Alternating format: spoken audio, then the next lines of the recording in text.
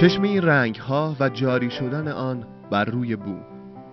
هر بار که قلمو به روی بوم می نشیند پازلی را می چیند که انتهایش قصه های گوناگونی را به همراه دارد.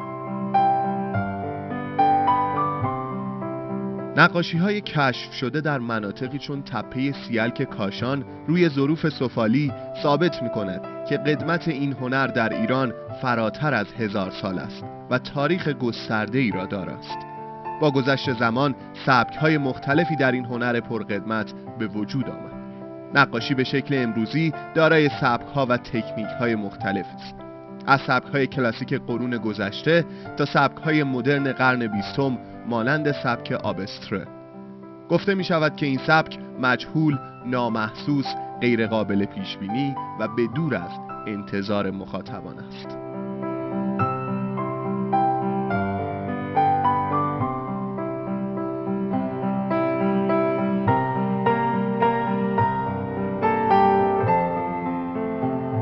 رویای ما نام این نمایشگاه نقاشی است که تابلوهایی را به سبک آبستره بر روی دیوارهای خود نشانده.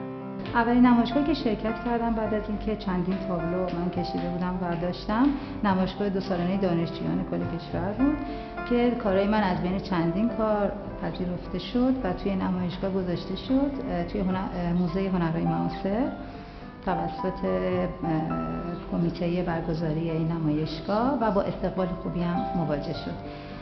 بعد از اون باز من کار به صورت حرفه‌ای، به صورت آموزش خصوصی و کار توی گالری‌های نقاشی اینجا ادامه دادم. این نمایشگاه در واقع 12 اثر من توش هستش به نام مجموعه رویای ما.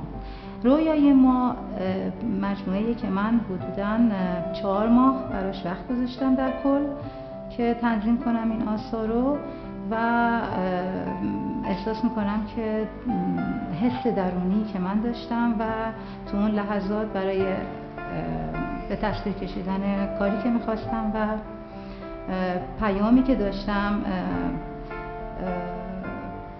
حرفی برای گفتن داره. قاب‌های خیال انگیزی که به گفته هنرمند روایتگر حرکت، رشد و رسیدن به کمال است. توی تمام کارهای نمادی هستش که در واقع این به صورت یه مهر توی همه کارهای من نشون داده شده. رویای ما در واقع نشون دهنده اون چیه که برای من درون من همیشه به دنبالشه، اونم شکوفا کردن. چون من روانشناسی بالینی هم در واقع یکی دیگه از رشته هایی که به طور حرفه‌ای دنبالش بودم و هستم و کار درمانم انجام میدم. همیشه دنبال این هستم که بتونم انسانها رو یه جوری ترویج کنم به سمت خودشکوفایی، به سمت شکوفا شدن. رویای ما به دلیل نمادیه که من تو تمام این کارها پیامی که پشتش داره نشون دهنده اینه که تمام انسانها با استفاده از همه امکانات موجود و بهینه میتونن استفاده داشته باشن برای اینکه برسن به اون چی که میخوان. آبراهام مازلو جمله خیلی جالبی میگه که هر انسان باید بشود اون چی که میتونه، یعنی هر انسان باید پیشرفت کنه بنا به استعداد و توانایی‌هاش. باقی مانده، قابی که از دیگر تابلوها چند پله‌ای فاصله دارد. این کار در واقع به دلیل ایجاد بافت خیلی خاصی که داره و به لحاظ ترکیب رنگی که داره و ریتم خاصی بین رنگ و فرم برای من بسیار حائز اهمیته و اسمی که روی این کار گذاشتم باقی مانده هستش، لفت‌آور.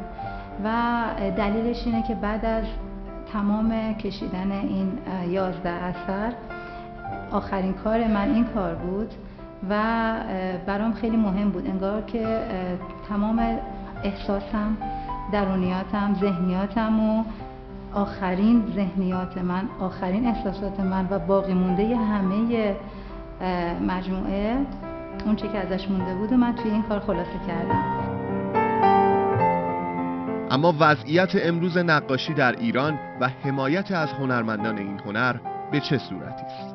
به نظر من حمایت‌هایی که از هنرمند میشه توی کشورهای دیگه، به خصوص کشوری که من هستم، اون که دیدم، تجربه دارم، این مقدار متفاوت هستش با حمایتی که از هنرمند در ایران میشه و این بسیار حائز اهمیته و من از متولیان عرصه هنر و دست‌اندرکاران بسیار تقاضا دارم که اگه ممکنه حمایتشون نسبت به هنرمند، خصوصا هنرمند جوان کشور، حتی پیشکسوتان یه مقدار بیشتر کنن تا انشاءالله در جایگاهی که باید باشیم قرار بگیریم.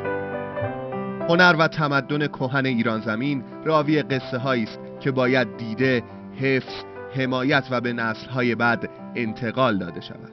بها دادن به این مقوله کمک شایانی در راستای حفظ و پیشرفت هنر ایرانی خواهد داشت.